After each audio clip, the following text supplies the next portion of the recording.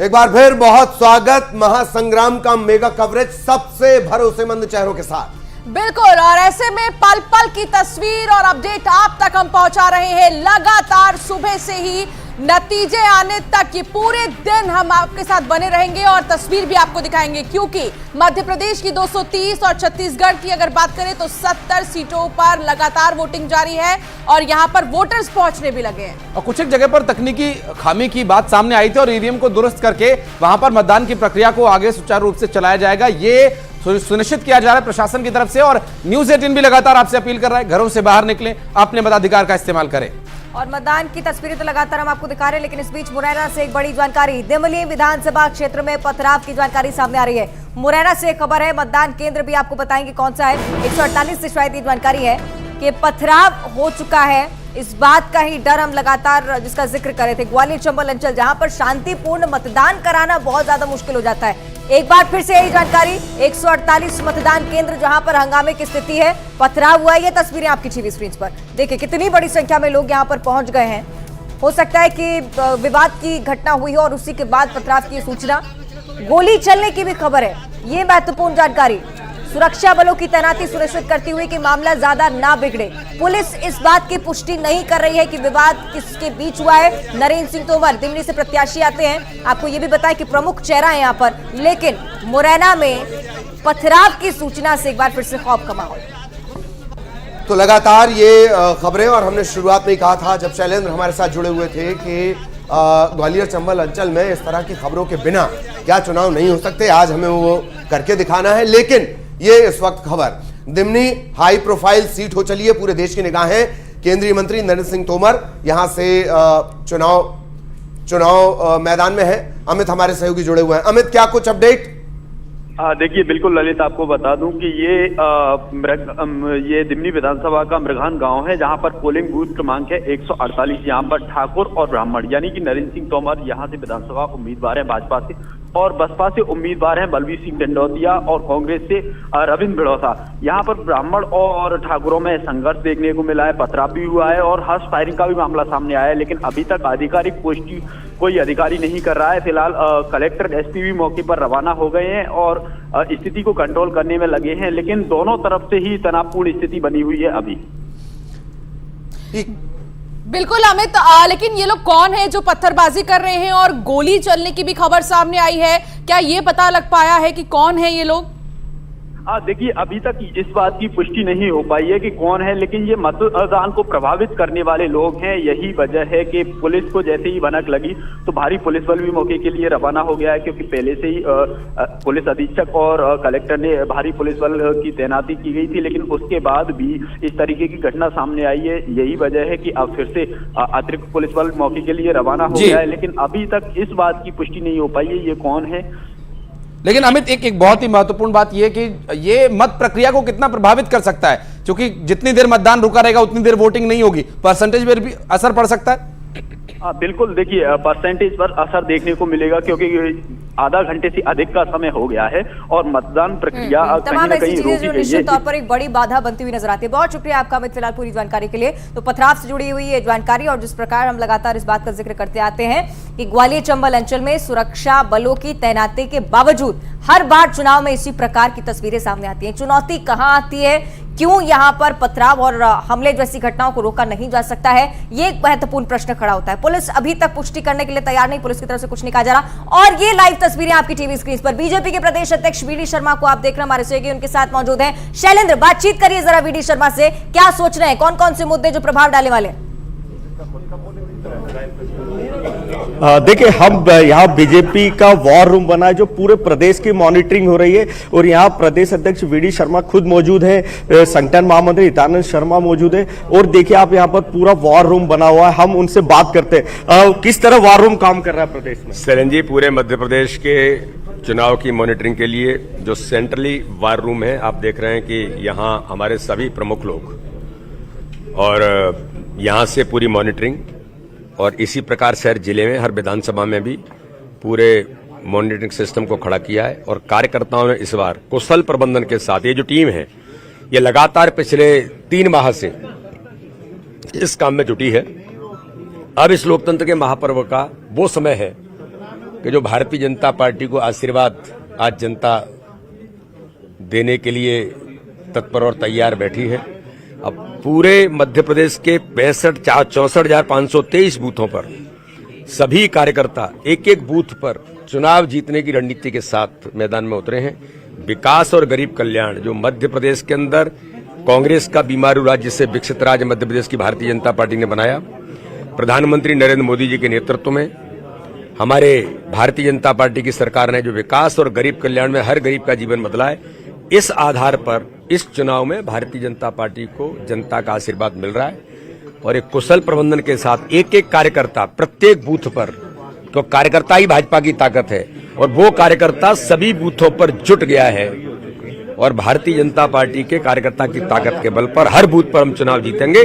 51% vote share का संकल्प है और सुबह ही सुबह कार्यकर्ता अपना वोट, परिवार का वोट सीधे मतदान पे डालने के बाद बाकी काम शुरू कर रहा है। आपने सबसे कुशल रणनीति के साथ सबसे बात भी की है बूथों पर। आज मैंने सुबह अपने 20-25 प्रमुख कार्यकर्ता, फिर मेरे अपने क्षेत्र के लोग, फिर मध्य प्रदेश के और प्रमुख लोगों से सुबह 5:30-6 बजे से काम शुरू हो गया। माननीय अमित शाह जी का हमें सबको निर्देश था कि सभी कार्यकर्ता सुबह उठें और हर विधानसभा में 8 से 10 हजार लोगों ने, और वो सब अपने परिवार और सारे लोगों के मतदान कराने का सभी लोगों ने काम शुरू कर दिया है। तो इस बार कुशल रणनीति, कुशल प्रबंधन, कार्यकर्ताओं की ताकत, विकास और गरीब कल्याण, प्रधानमंत्री मोदी जी का नेतृत्व, भारतीय जनता पार्टी परचम फहराएगी और इतिहास इस बार बनेगा। कमलनाथ कह रहे प्रदेश चौपट कर दिया और अब जनता तैयार है, बदलाव के लिए तैयार। अब उनको टेंशन हो गई है कि वो छिंदवाड़ा में ही बाइंड अप हो गए। कमलनाथ जी 500% चुनाव छिंदवाड़ा में हार रहे हैं, क्लीन बोल्ड हो गए। वो क्रिकेट की टीम बनाने की बात कर रहे थे उनके बेटे, वो क्लीन बोल्ड ही हो गए वहां। तो वो तो छिंदवाड़ा की चिंता कर लें, बाकी तो प्रदेश में क्या होगा, जनता ने काम संभाल लिया है। कमलनाथ जी छिंदवाड़ा की चिंता कर लें। कल हनुमान जी का आशीर्वाद लेने भी गए थे कमलनाथ। अरे हनुमान जी का आशीर्वाद लेते हैं और राम मंदिर की होर्डिंग हटाने के लिए चुनाव आयोग जाते हैं। ये दोहरा करैक्टर इनका अब कुछ बचा नहीं है कि ये जनता, मध्य प्रदेश की जनता सजग है और भगवान राम के सब अनुयायी हैं। रखी है और इस वक्त आप उन्हीं को सीधा सुन रहे थे। शैलेंद्र हमारे सहयोगी हैं, वो उनसे चर्चा कर रहे थे। हर तस्वीर भी हम लगातार आपको पहुंचा रहे हैं कैलाश विजयवर्गीय, और उनसे भी बात करने की कोशिश की जा रही है। सुनते हैं कैलाश विजयवर्गीय।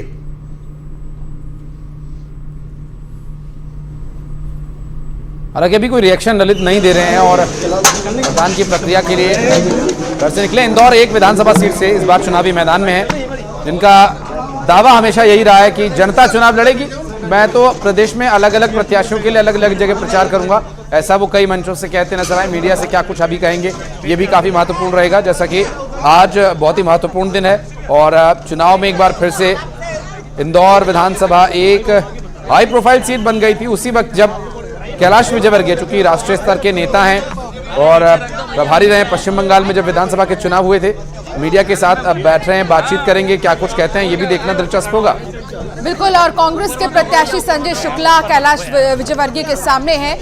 बीते दिनों हमने कैलाश विजयवर्गीय को उनके बयानों की वजह से चर्चा में काफी ज्यादा देखा, उनके बयान काफी ज्यादा चर्चा में रहे। कांग्रेस को वो तमाम तरीके से घेरते हुए भी नजर आए, चाहे वो राम भक्त, चुनावी भक्त कहना हो या बहुत सारे ऐसे बयान। अब कैलाश विजयवर्गीय मीडिया से रूबरू हो रहे हैं, देखना होगा क्या कुछ कहेंगे। बहुत जरूरी प्रतिक्रिया सुनना भी, क्योंकि जब टिकट बंटवारा हुआ साफ तौर पर कह रहे थे कि आस नहीं थी कि पार्टी मुझे टिकट देगी, बेटे के लिए टिकट की उम्मीद कर रहे थे। लेकिन आज जब मतदान करने पहुंच चुके हैं, आज उनकी सीट पर भी मतदान होना है, तब उनकी तरफ से क्या भावनाएं होती हैं ये सुनना आज बहुत ज्यादा खास होता है। तो बहुत बड़ी संख्या में आज समर्थक भी पहुंचे कैलाश विजयवर्गीय की और अब मीडिया से बातचीत करेंगे। तमाम सवाल आज मीडिया की तरफ से, क्योंकि कई पहलू जिन पर कैलाश विजयवर्गीय की राय समझना बहुत महत्वपूर्ण हो जाता है।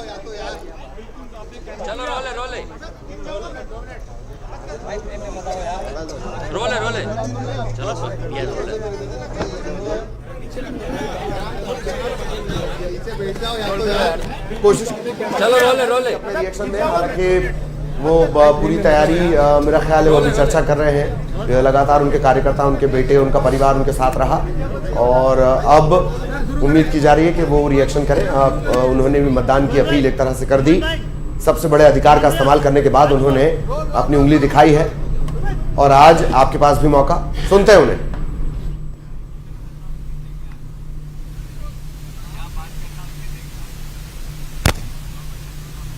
ये बिल्कुल बहुत बढ़िया, बहुत बढ़िया। बिल्कुल सही।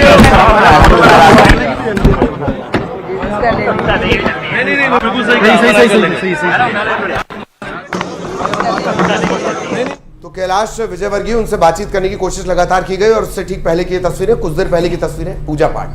बिल्कुल पूजा पाठ करते हुए कैलाश विजयवर्गीय नजर आए। उसके बाद उन्होंने वोट भी डाल दिया है।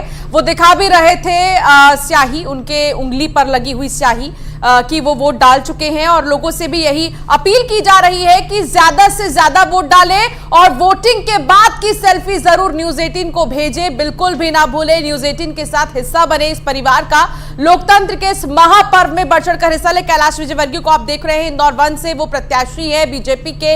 इनके सामने संजय शुक्ला कांग्रेस से प्रत्याशी है। जबरदस्त मुकाबला इंदौर 1 में देखा जा रहा है। हालांकि कैलाश विजयवर्गीय अभी कुछ भी नहीं बोले हैं। देखना होगा कि कब वो मीडिया के सामने खुलकर आएंगे सामने और क्या कुछ कहेंगे, क्योंकि वो वोट डाल चुके हैं और यही अपील कर रहे हैं कि ज्यादा से ज्यादा वोट डालें और हिस्सा लें। बिल्कुल अंशिका, चूंकि थोड़ी सी कुछ मर्यादाएं भी होती हैं और आज चूंकि मॉडल कोड ऑफ कंडक्ट जो है वो प्रभावी है अभी तक, तो इस बारे में बहुत ज्यादा खुलकर के बोलना किसी भी राजनेता के लिए घातक हो सकता है, और वो भी एक ऐसे शख्स के लिए जो खुद कैंडिडेट हो और डिस्क्वालिफिकेशन का डर यहां पर रहता है। तो शब्दों का चयन जो है वो मर्यादा में रहकर करना होता है, इसलिए बहुत ज्यादा लंबा उन्होंने चर्चा मीडिया से नहीं की। और इसी तरह सभी कैंडिडेट्स को ध्यान रखना होगा और मत प्रतिक्रिया लगातार जारी है, मत प्रक्रिया जारी है। और इस पर हम कुछ नतीजों की हम बात करें तो 2018 के ये नतीजे हैं जो वर्चुअली हम आपको इस वक्त आपकी टीवी स्क्रीन पर दिखा रहे हैं। पिछली बार 109 भारतीय जनता पार्टी, 114 कांग्रेस पार्टी और 7 अन्य के खातों में गई थी सीट जब जनादेश दिया था मध्य प्रदेश की जनता ने। 2018 के नतीजे, कुल सीटें 230। हालांकि 2018 के बाद 2020 में जो स्थिति आपने देखी उसमें फेरबदल आंकड़ों में हुआ है। सरकार चूंकि गिर गई थी। आप अगले प्रदेश की ओर बढ़ते हैं। छत्तीसगढ़ की जो हालात रहे 2018 के नतीजों के मुताबिक, कांग्रेस पार्टी को 68 सीटें मिलती हैं, भारतीय जनता पार्टी 15 सीटों पर काबिज रहती है। अदर्स के खाते में यानी कि अन्य के खाते में 7 सीटें जाती हैं।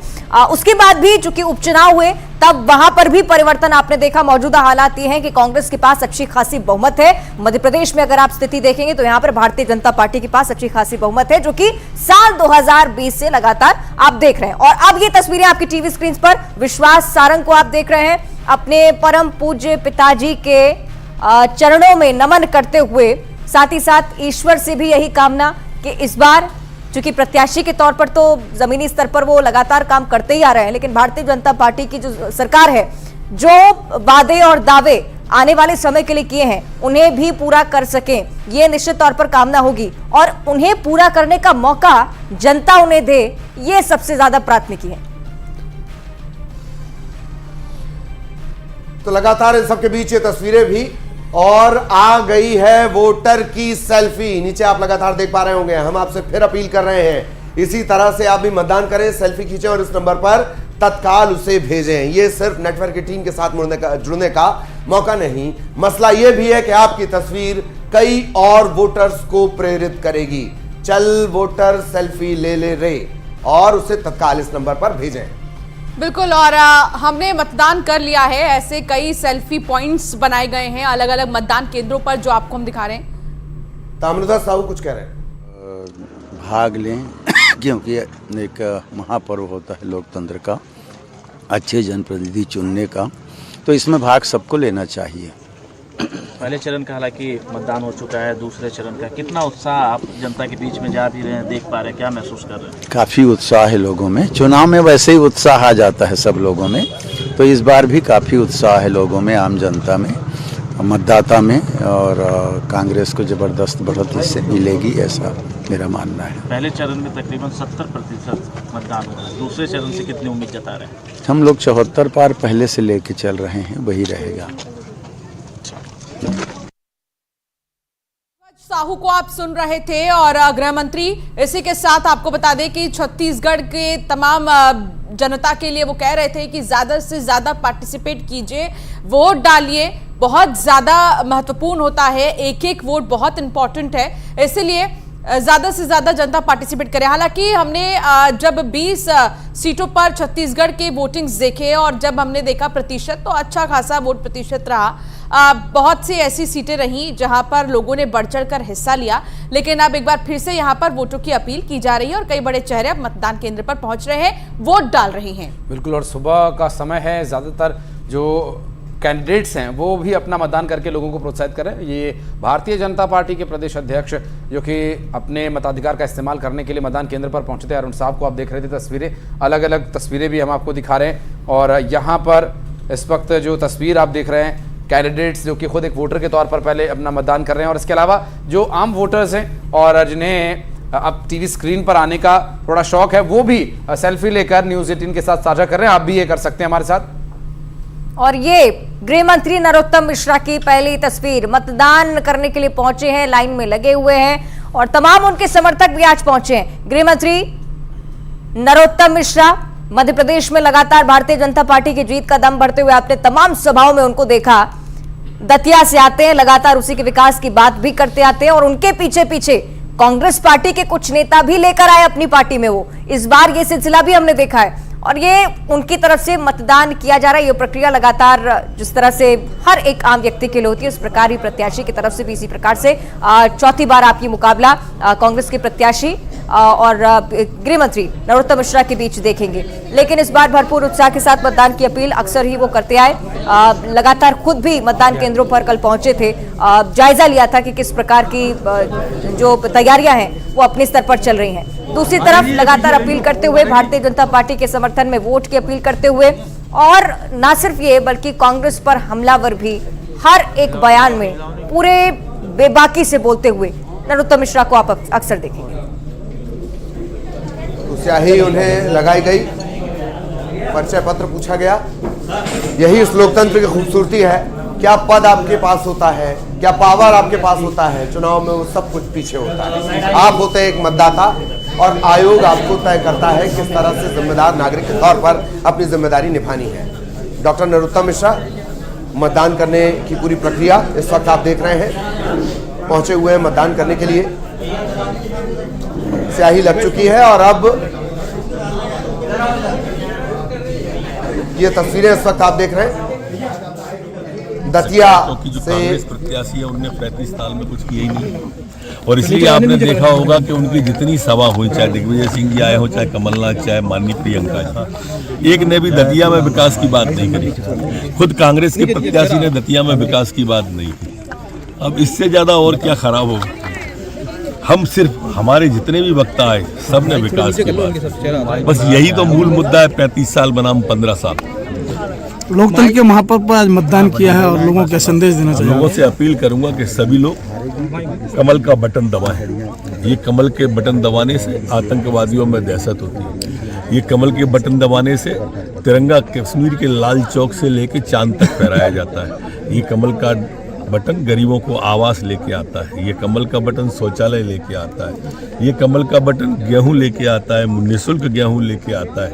ये कमल का बटन वंदे भारत ट्रेन लेके आता है। माई का आशीर्वाद ले लिया दतिया और मध्य प्रदेश में कितने प्रतिशत जनता का आशीर्वाद मिला? 100% का मिलेगा। कितनी सीटें आ रही मध्य प्रदेश में? 150 से ऊपर 2/3 बहुमत भी आ सकता है। मध्य प्रदेश की जीत में अगर कांग्रेस और भाजपा में क्या अंतर रहेगा? क्या विकास के लिए विकास क्या योगदान रहेगा? विकास किया है, विकास करेंगे। एक ही नारा है हमारा, विकास किया है, विकास करेंगे, झूठे वादे नहीं करेंगे। ठीक है।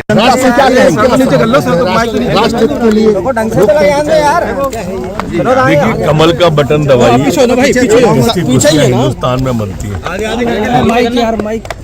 दूसरा कोई दल जीतेगा तो खुशियां पाकिस्तान में मनेंगी।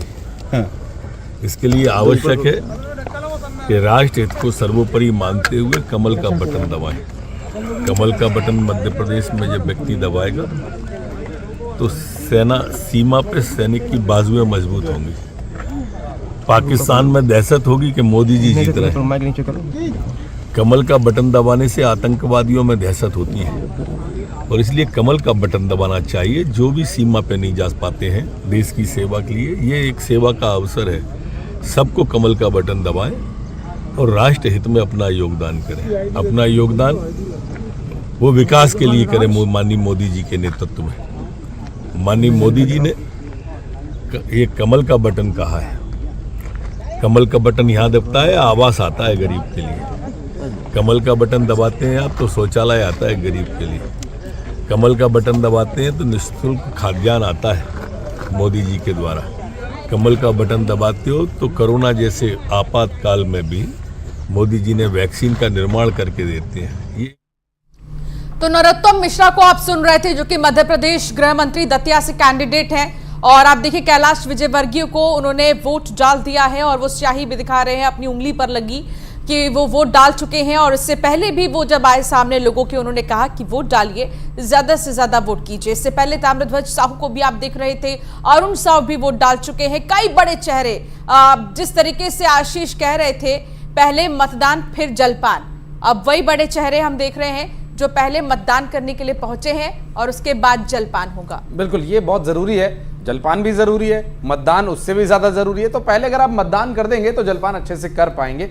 ये एक शांति होगी आपके मन में, उस भावना का मैं जिक्र कर रहा हूं, जो एक भाव, एक कर्तव्य पूरा करने के बाद मन में आता है। अगर आप कोई एक छोटी मोटी या कोई बड़ी अचीवमेंट या कोई बड़ी उपलब्धि हासिल करते हैं तो उसके बाद एक मन में संतुष्टि होती है, आप एक आत्मविश्वास के साथ फिर कोई भी काम करते हैं। तो मतदान उसी तरह का आत्मविश्वास आपको देगा। यकीन मानिए, अगर आपने वोट नहीं किया है, वोट डालने के बाद आप देखिए कितना अच्छा आपको लगेगा। जब भी वोट डालने के लिए हम जाते हैं तो जो एक विजन होता है हमारा एक वोटर के नाते, क्योंकि आज जैसा ललित जी अभी जिक्र कर रहे थे कि आज का दिन जो है, आप कितने भी बड़े पद पर क्यों ना हो, चाहे गृह मंत्री रहते हुए नरोत्तम मिश्रा मतदान करने के लिए जाएं, चाहे शिवराज सिंह चौहान वोट करने जाएं, कमलनाथ वोट करने जाएं, यहां पर ये 4 तस्वीरें साथ साथ आप देखते चलें, जांजगीर चांपा, कोरबा, दुर्ग और बिलासपुर में क्या और किस तरह से मत प्रक्रिया चल रही है, वो उस भावना के साथ इन सभी मतदाताओं को जोड़ती हुई कि आज वोट करना है। आज किसी की ताकत घटती नहीं है, आज किसी की ताकत बढ़ती नहीं है, आज सबकी ताकत एक समान होती है।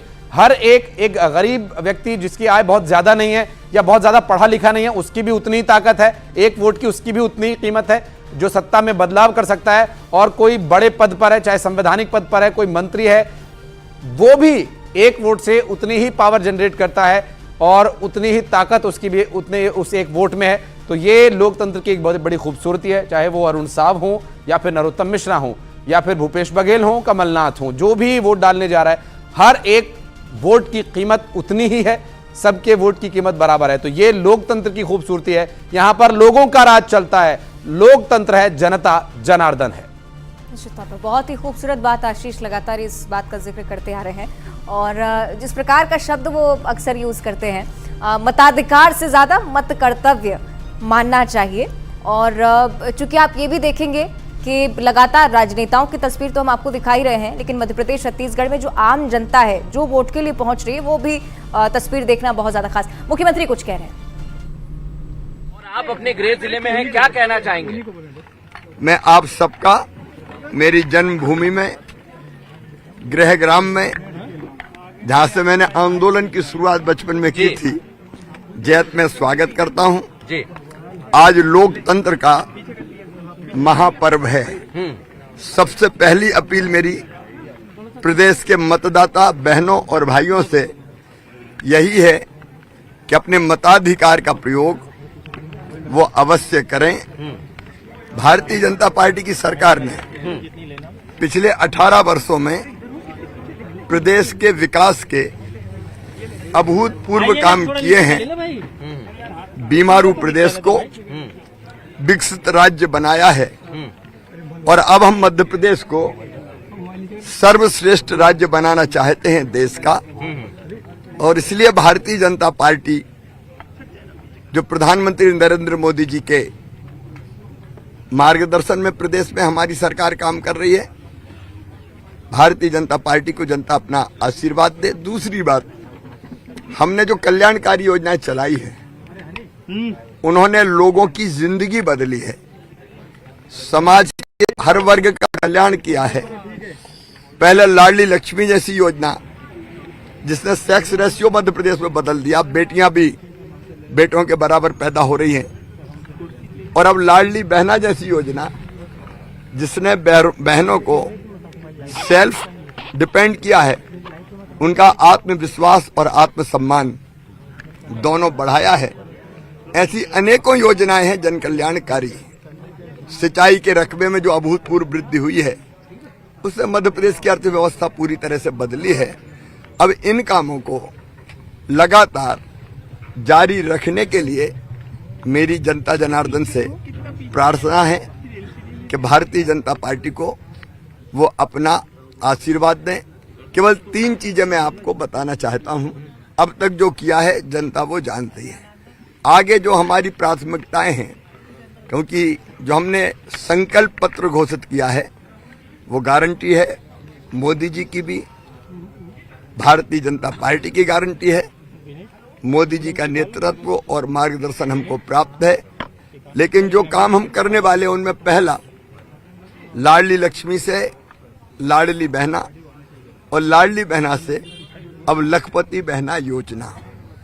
मैं अंतरात्मा से ये कह रहा हूं कि बहनों की आमदनी कम से कम 1 लाख रुपया सालाना हो, उसको हम लखपति बहना मानेंगे।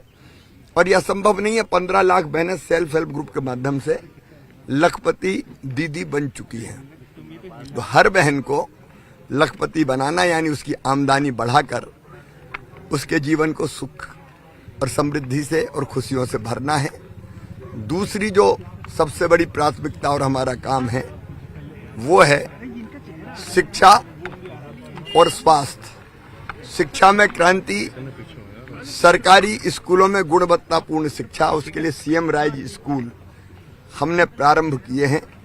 हर 25-30 गांवों के बीच में अब हम एक सीएम राइज स्कूल बनाएंगे। Lab, library, playground, smart class, बस लेने जाएगी, बस छोड़ने जाएगी, ताकि गरीब, निम्न मध्यम वर्गीय और किसान बेटा बेटियों को भी हम गुणवत्तापूर्ण शिक्षा दे सकें। स्वास्थ्य के लिए मेडिकल कॉलेजेज की संख्या में अभूतपूर्व वृद्धि की है और बाकी लगातार प्रयत्न जारी है। लेकिन आयुष्मान भारत योजना के साथ हमारा संकल्प है कि केवल 5 लाख रुपए नहीं, अगर गंभीर बीमारियों में ज्यादा खर्च होगा तो राज्य सरकार अपनी तरफ से वो व्यय वहन करेगी, ताकि गरीब और मध्यम वर्गीय भाई बहन अपने इलाज के लिए आश्वस्त हों। किसान की जिंदगी में और खुशहाली लाना, इसलिए सिंचाई के रकबे के साथ साथ प्रधानमंत्री किसान सम्मान निधि, मुख्यमंत्री किसान कल्याण योजना, और उसके साथ हम ये भी विचार कर रहे हैं कि बाकी सब्सिडियां समाप्त करके सीधे किसान के खाते में हम ज्यादा पैसा डालें और गेहूं हम न्यूनतम समर्थन मूल्य से ऊपर बोनस देके 2700 रुपया कुंटल खरीदेंगे। धान हम 3100 रुपया कुंटल खरीदेंगे। 0% ब्याज पे कर्जा देंगे। किसान की जिंदगी में समृद्धि लाना, यह हमारा उद्देश्य है। गरीब कल्याण भारतीय जनता पार्टी का संकल्प है। इसलिए प्रधानमंत्री जी द्वारा दिए जा रहे निःशुल्क राशन के अलावा हर परिवार को मध्य प्रदेश के पक्की छत देना है। इसलिए हमने सीएम लाडली बहना आवास योजना भी बनाई है और कोई बिना जमीन के ना रहे, इसलिए गांव में भी मुख्यमंत्री भू आवासीय अधिकार योजना के अंतर्गत हम पट्टे दे रहे हैं। आगे किसी को हम वंचित नहीं रखेंगे। संकल्प पत्र में जो बात कही गई है उस एक एक बात को हम पूरा मोदी जी के मार्गदर्शन में करेंगे। तो लगातार शिवराज सिंह चौहान को आप सुन रहे थे, किस तरह से वो बातें उन्होंने की, तमाम उपलब्धियां एक बार फिर गिनानी। एक और तस्वीर चल रही है, नमामि देवी नर्मदे त्वदीय पाद पंकजम। नर्मदा नदी तकरीबन 60 सीटों पर, 60 विधानसभा सीटों पर सीधा असर, और मुख्यमंत्री शिवराज सिंह चौहान की जिंदगी में तो और ज्यादा गहरा असर। आंदोलन किया, पिटाई हुई, पिटाई के बाद भी अगर रोने जाते थे तो मां नर्मदा के किनारे। उन्हें आप अभी लगातार सुन रहे थे और इसी के साथ साथ हर अपडेट, बड़ी खबर, उस पर भी हमारी नजर लगातार बनी हुई है। किस तरह के रिएक्शंस आ रहे हैं वो भी हम लगातार आपको बता रहे हैं। चुनावी घटनाक्रम चल रहा है पर बड़ी खबरों पर भी नजर लगातार बनी हुई है। और